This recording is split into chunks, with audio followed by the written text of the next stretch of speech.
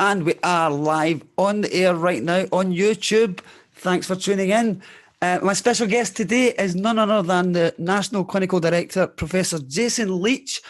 First of all, Jason, thanks for joining us on the show today. You're very welcome. Thanks for having me. It's good to get the message out. So let's try and do that in a way people can understand, if I can possibly manage it. Jason, I want to first of all, you've been on the radio more than Lewis Capaldi these days. You're everywhere. If you had a single out, you would probably be number one in the charts right now. I think people are looking forward to the day when it's Lewis Capaldi. Now, I have to say, I want people to get to know a little bit about the man behind the professor, if that's okay with you, because you and I go back 35 years, a long time ago. You're an Airdrie boy. You went to Airdrie Academy. We were in the same class together for a few years. Yeah. I want to know where you sort of went from school to where you are today. I know we don't have a lot of time, but let's talk about after school back in 1980, blah, blah, blah, blah, when you left school. What happened? I went on to be a magician. What did you do? Well, I wish I had gone on to be a magician. That would have been a much more interesting career choice. Although I wasn't anticipating a global pandemic in 2020, Ross, if I'm completely honest. So all roads perhaps lead to where you end up, a bit like you and your radio show. All roads lead to there. So long story short, I went to university, did dentistry. It started in '86. Probably the best years of that piece of my young life. It was a fantastic period in Glasgow with a lot of pals, a class of about 80. I qualified in '91 and went at that time into what was a kind of compulsory year in general practice. So you did a year of training, which I did in Wishaw Main Street, in a dental practice above the Greggs Bakers. And I liked it. I liked the families. I liked the consistency of. I'm not sure I was very good at it, but I quite liked it. But I couldn't see myself doing it for 40 years. The enclosed room, the one person all day, it wasn't really for me. And I kind of knew that at dental school that I probably wanted to do something different. So it's dentistry in the main is general practice, but like medicine, there are a number of specialties that you can concentrate on, and they take you back into the hospital. And that's what I did. I did oral surgery, what's called oral surgery, which is surgery from around the head and neck. So some cancer, some wisdom teeth, some other stuff about facial deformity, quite a lot of trauma. So people who get their jaws broken or have a car accident. And that kept me busy for 10, 15 years, actually. I did that in the west of Scotland, did it what some people will remember, the old Cannisburn Hospital. Of course, and yes. Then the Southern General Hospital. And then the next big stage is I got a little bit bored with that. And Lynn, my wife, and I went to America. And I did a public health degree when I was there and worked for an organization who do systems and process improvement and public health and how to change health systems globally. Had a wonderful time in 2005 and ended up coming back with a master's in public health, which I never thought I would need, but it turns out it hasn't done me any harm. And I went to work for the government part-time. So kept up a surgical job, did that half the week, did the Scottish government half the week, and very quickly ended up doing slightly less work, slightly less clinical work, slightly more government work. And here we are. 3 versions of that job later, I find myself as the clinical director of the NHS and no clinical work anymore. So no surgery. Not even under lockdown. I thought it would be a handy thing to have up your sleeve if any of the family get toothache. It's a bit like I've told them it's like riding a bike. I could turn my hand back to it if I absolutely had to, but nobody else seems to think that. Nobody loves the dentist anyway.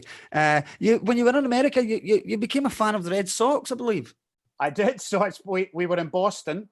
And Lynn's a teacher and did some stuff when she was there, but was basically not in a full-time job. So we had a bit of time on our hands and no pressure. It was a terrific period. So we ended up going to the Red Sox quite often.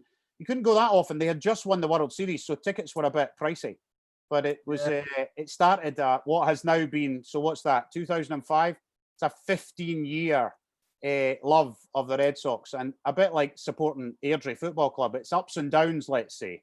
At least the Red Sox have some ups. Airdrie rarely have an up. That's what I was going to say. Back in the day, when you left school, were you an Airdrie supporter back then? Did you go to the games? Supporter is a bit of a loose term, but yes, I would say I followed it. My dad used to take me. We were at Old Broomfield a number of times. I was never a great player. That's an understatement. I was never a player of any kind, if I'm totally honest. So I can remember going to the Schools Cup though when I was a kid, and no, I still look out for Airdrie's result on the when it comes through, and when we get sport back, I'll still look out for it. Well, that's one of the things I want to touch upon actually is football, and you have, in fact, as a reward for all your hard work, when this thing sort of calms down and you get a bit more time to yourself and football does come back, you have been invited by Airdrie Football Club as a guest to come along and watch a game with the directors under Fantastic. safe, obviously with the correct social distancing and whatever has to be. And that's what I want to begin with is, first of all, I know you did a thing the other day where you spoke about football, but let's just touch on just for the smaller clubs. Because the man in the street wants to know when his football's coming back. The woman in the street wants to know when she can go to bingo again. So what's the latest on that, Jason? So there's quite a lot of activity today. So the First Minister gave a statement today. This is Wednesday. Is it Wednesday? Yeah. This is Wednesday, yeah. So the First Minister gave some what we would call indicative dates. So predicted dates for stuff to happen. And that is quite an encouraging list. So I think crucially, actually, some dates for contact sports for kids. So not just elite sport. Elite sport has been back training from last Monday. And now we've got some dates of the mid-July, I think 13th, 14th, for contact sports for children. Mm-hmm. They have less chance of spreading the virus, but it's really important over the summer in particular that sports clubs and schools clubs can bring that back. We want that to be initially in a quite a regulated way. So we don't mean 15 people down the park to play a game. We mean if they're in a club where people could control it. So physically distance on the sidelines, no changing rooms, no communal dining, that kind of thing. And then some promising stuff about outdoor events as well later in July, which begins to give an indication of when we might be able to get back to watching some things. The plan of the SFA and the SPFL have pretty elaborate plans for how that will work going forward, along with the rugby union and the golf. And those plans are really, really good. And it'll probably be behind closed doors initially, and then smaller crowds after that, and then back, we hope, to what we all recognise as normal. Yeah, I mean, the lots of people trying to do their own thing. The public have been absolutely terrific. I think you have to say. I mean, you guys have been terrific. I think you've been exemplary. I can't even say that word, Jason. Exemplary during this whole thing. But the Scottish people have been really getting behind it, and lots of businesses trying to do their own thing to get their businesses back up and running. Yep. I'm in the entertainment business. Let me ask you a couple of questions on behalf of some entertainers out there, talking about things like Panto. Are we likely to be able to see the return of Panto this year? Theatre is a real challenge. This virus, so people know about this virus now. We've only had it for 5 months, but we know outdoors better than indoors, small groups better than big groups, household bubbles better than strangers, better to keep yourself in one group rather than multiple groups. So theatre is a big problem, as is nightclubs. Anything that's hot, humid, lacks ventilation, and is a lot of people is a problem. Now, theatre is not quite as bad as nightclubs because it tends not to be noisy and there's not a lot of talking, and people are not close up to one another. So we're hopeful that theatres will be back probably in a slightly different way before the end of the year, certainly into the tail end of the phases, but we're hoping they would be back. We announced some dates for some entertainment, cinemas, which you can physically distance in. It's silent. People are not facing one another. So theatres are kind of getting there. The harder thing still is the kind of entertainment for parties, for that kind of real social environment. That's further away still. Because things like karaoke are going to be really tricky because of the sharing the mic thing. And so they'll be a little bit away. There's kit in there. There's noise, so people have to shout at each other. quite a lot, and that makes you spray the droplets more. It's coming. I mean, we'll get back. We're not here forever. We're going to learn to live with this disease. Yeah. But and today's numbers are really encouraging. We only had 9 positive cases yesterday out of nearly 3,000 tests. Well, there's definitely seems to be a light at the end of the tunnel. There definitely is, but some bits are harder than others. So today we made hairdressers happy, but we upset the casino business because we didn't put casinos in that first round. So gradually we're making less enemies, but there's still some sectors that are going to take a little bit longer, Ross. It's just going to take a wee bit longer. Sure. Okay, we have a couple of questions here that have been sent in.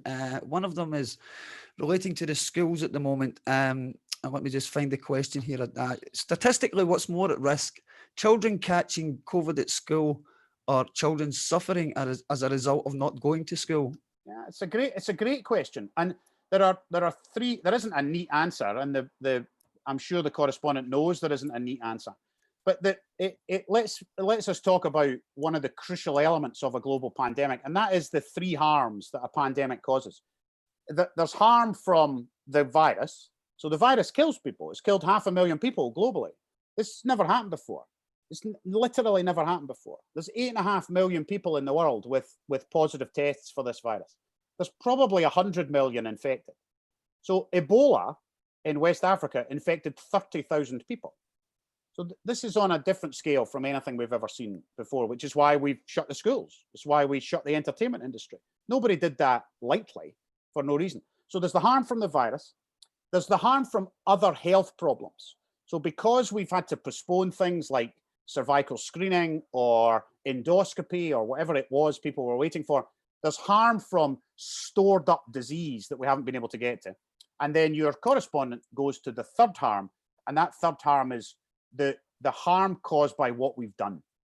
So there is no safe path here. There was no path that was harm-free. So shutting businesses, I don't like the essential versus non-essential thing. If you run the cafe, that's pretty essential. So that's hard. Unemployment, all of the financial elements that we've had to put in place to try to support people. And education is one of the crucial things. Education, particularly for kids in the slightly more vulnerable communities, 3 months of no schooling is really, really significant. And that's why we've made early years and schools going back an absolute priority to try and do that safely. But we don't want virus. There were a set of outbreaks last week in English schools. We see outbreaks in South Korean schools. So we've got to be careful. Are we worried about that, a possible second wave? I mean, there's lots of conflicting reports, Jason, online. It's, you know this yourself. People should always follow government advice. But regarding second waves, I mean, how serious potentially can that be? Yeah, so we should take that very seriously. There are 2 types of second wave. The second peak is what people are talking about just now, and we think and hope that if we do it gradually and people do as they're guided to do, so tourism doesn't go crazy and we don't import a lot of cases and not everybody stays within their household thing that we're letting people do gradually, and that happens, and test and protect works, which is if you get symptoms, phone up, get a test, isolate, give us your contacts so we know who else has been engaged. If those things happen, we think we can avoid a second spike. What we can't avoid is small outbreaks. It's pretty much impossible to avoid an outbreak in a factory or an outbreak in a hospital, or perish the thought, an outbreak in a care home. We'll do all we can to avoid that. So we're expecting outbreaks, but we have mechanisms in place to deal with that. The other second spike, which worries actually the kind of epidemiology, public health people even more, is winter. So even if we get ourselves to winter, we're worried about what will happen when we then overlay flu, cold, heat from the central heating in your houses, everything that the virus likes, and we've kind of gone back to normal. We fear that there'll be a second wave of the virus at that point, and we're doing work just now on planning for what that might look like. Now, what advice would you give to people who are worried about going to hospital? There may be people who are feeling ill, and they don't want. They feel that there's more serious things going on at the hospital, that they don't deserve to be there, or they're worried maybe about catching the virus there. What message would you like to So put that's in? a pretty straightforward message, Ross. That is that the health service never closed. It's always been open. It's been open for urgent care. And urgent care is a matter of judgment. So if you have a kid with a fever, or an adult who you're caring for who you think isn't quite right, or a chronic disease that gets worse, so your asthma or your diabetes, then you should absolutely attend your community pharmacy first, then your GP, then the hospital. So depending on what's wrong with you, that kind of hierarchy. If you have coronavirus symptoms, which we now everybody now knows, fever, cough, or loss in taste or smell, then you should phone 111. And no, you should do NHS Inform. If you worsen, you should phone 111. And then 111 will also help you out of hours for anything else that's wrong. So the NHS is open. And now, as we move forward a little bit, as things open up, people will start to get appointments for more routine care. So you might get back to your routine blood tests, or you might get called in for your mammogram, and you should absolutely do that. The hospitals are ready. They have clean areas. They have COVID areas. They're separate. So you will be safe if you come to the hospital. Should people be scared? Are they right to be scared in their homes? People should be sensibly anxious, if that's a phrase that makes any sense. Fear is not going to help, but concern about this virus should remain. We think probably there's about 3,000 people with the virus out in the community. So we shouldn't be stupid. We shouldn't go back to normal. And if your life's back to normal, you've misunderstood. But you shouldn't be scared to go out. And there are things you can do to help with that. You can wash your hands, you can carry alcohol gel, you can wear a face covering on public transport, or if you're worried about crowded areas, you can, if you're shielding, you can be slightly more careful, but you can still go out, you can exercise, you can walk, and it's important to do that. It's important to not lock ourselves in our homes completely. And you can also follow what happened today and what will happen next week as we begin to open up and give people more chance to meet their families. Are you happy with the way things have gone from let's go back 5 months and where we are today? Is there a sense of relief that we've come to the point because it could have been so much worse? Yeah, it's a tricky question, Ross. It's really hard to be pleased with 4,000 deaths. Maybe that's the wrong word. That's the wrong word. Yeah. What I mean, more optimistic, perhaps. I'm certainly more hopeful now than I was 5 months ago. That's for sure. But I don't want that to diminish the cost that the country has had to pay to get us there. I think it's important to reflect and recognise on the grief that families have felt, the loss and the worry of those who have been in hospital for long periods, even if they've survived, and the long-term effects that will have on individuals and families. Of course. But if you look back on the news headlines at the end of February, beginning of March, when we were watching Italy, we were watching explosions of this disease in Spain and people dying in corridors outside intensive care units, then I am relieved that the health service managed and the population of Scotland managed to reduce the peak to such a point that the health service coped. Our worst case scenarios at that time, if you remember, were off the charts. They were terrifying. So the health service has done well and the population has done well, but we've got to balance that with people dying and getting very sick in the community care homes and in hospitals. There's some places are taking their own measures. There's these thermal cameras. Would you recommend things like this? Are these helping? Will these help businesses get back up and running? They're not the most reliable way of judging. What you see, the most reliable setups have layers of protection on top of each other. Mm-hmm. So they do symptom checks for people. So if you take the Bundesliga going back, it's a good example. So the Bundesliga has set in place a set of criteria to create a bubble in which the players, coaches, and officials can be in that. So they do some testing. They do symptom checkers. So have you got a fever? Have you got a cough? Have you got a loss of taste or smell? So they do that often. They They make sure that you're physically distanced apart from where you have to be in contact on the pitch. So if you're in a call center, that same thing can apply. So keep physically distanced. Don't share the communal coffee area anymore for a little while. You're going to have to step back from that. So you have to make judgments in there about what works. And some technology helps with that. The kind of flashy temperature gauges at airports around the world, we're not particularly convinced of that technology. It's probably not doing any harm, but we're not convinced that it does much good. You're better to have a more reliable test and protect system to find the positive cases, isolate them in their homes, and then contact trace those who they've been in touch with. Okay. Jason, thanks for taking the time out of your really busy schedule to join us today. I know that it's just been completely full on for you for the last 5 months. Not at all. I hope it's not too long before you get a decent break and time to relax and get some time with your own family. But on behalf of, Scotland and on behalf of all your old pals, we're so proud of you and the work you're doing. You've spent all these years doing a job that you hope you will never have to do. And here we are in 2020. You're a big hero in Scotland right now, and I just want to personally thank you as well. You're very kind, Ross. Thank you very, very much for having me. Jason, all the best, and I hope to see you again soon. Cheers. Cheers, Jason. Jason Leitch, everybody.